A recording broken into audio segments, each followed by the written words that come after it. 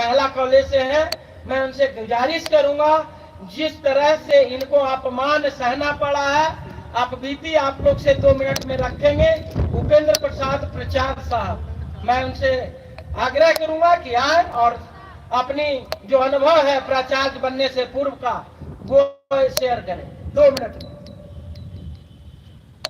परम आदरणीय मंच पर आसीन हमारे समाज के नियंता और सचमुच में आप और हम जो सुनने और देखने के लिए आए हैं, उनके आयोजक श्री अनिल कुमार पटेल जी, प्रदीप जी, ये बधाई के पात्र हैं।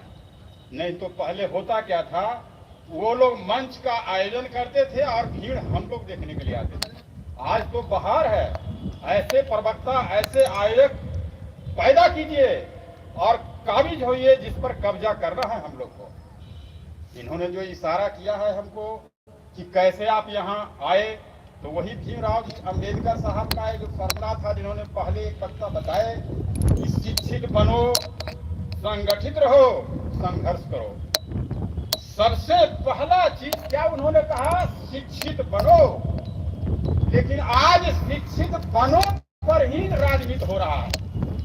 हम लोग को शिक्षित बनने ही नहीं दिया जा रहा है, शिक्षा को बेचा जा रहा है।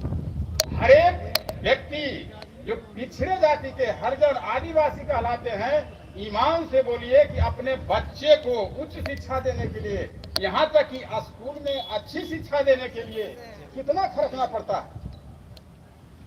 लेबर क्लास का आदमी आखिर कैसे अच्छे स्कूल में अपने स्टूडेंट को भेज सकता है, जब सरकारी स्कूल चुनिंदा लोग उसको कहते हैं कि हम बहुत अच्छा बना दिए। आज भी प्राइवेट स्कूलों की भरमार है, जहां दुनिया भर पैसा लिया जाता है और पिछड़ी जाती, अत्यंत पिछड़ी जाती हरिजन लोग उसमें पढ़ा नहीं सकते।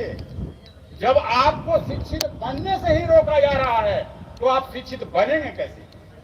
आपके मंडल कमीशन में स्पष्ट लिखा हुआ है कि आरक्षण तभी 60% लागू होगा जो हम लोग का लगभग 60%, उन्होंने कहा आरक्षण मिलना चाहिए, जो कि 27% दिया गया है। जब आप शिक्षित होइएगा तो समाज के नियंता जो अपने को कहते हैं, विधायिका, parliament, supreme court, high court, इन्होंने उसी पर ध्यान नहीं दिया कि शिक्षा की पिछड़ी जाति और हम लोग बहुसंख्यक को कैसे मिले।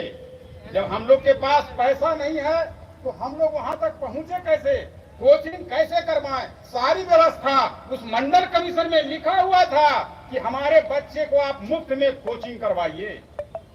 हम ही लोग बहुत अच्छे से जो जानकार है, हम ही लोग से करवाइए, लेकिन ऐसी व्यवस्था रखिए, ऑडिटोरियम रखिए, उनको कुछ दीजिए, आने जाने का खर्च दीजिए कि हम लोग उनको शिक्षित बनाएं, कोचिंग करवाएं। क्योंकि आपका इंस्टीट्यूशन लगभग फेल हो चुका है और कोचिंग पर लगभग कब्जा उन्हीं आगे बढ़ने वालों के लिए है जो अधिक पैसा लेकर पढ़ाते हैं, क्योंकि अधिक पैसा उन्हीं लोगों के पास है।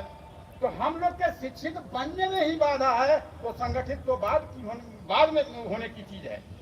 जहां तक मेरी बात है, हम प्रिंसिपल बने बिल्कुल संघर्ष से, क्योंकि हम शिक्षित थे।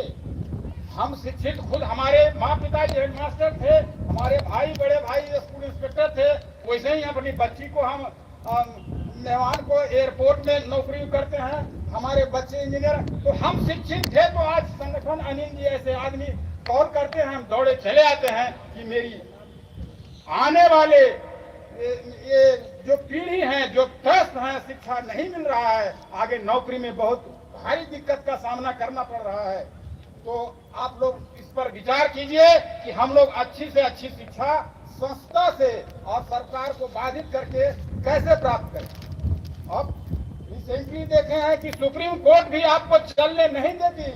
3 जजों की बेंच में 2 उच्च क्लास के थे, एक निम्न क्लास वाले कह रहे थे 10% रिजर्वेशन ठीक नहीं है, क्योंकि सामाजिक लोगों के लिए रिजर्वेशन है, जाति में बंधे लोगों के लिए रिजर्वेशन है, न कि आर्थिक रूप से उसमें लिखा गया है पिछड़े लोगों के लिए रिजर्वेशन दीजिए। लेकिन फिर भी 50% से हट करके सुप्रीम कोर्ट ने कहा 10% रिजर्वेशन होना चाहिए, क्योंकि बहुमत 2-3 में से 2 का था।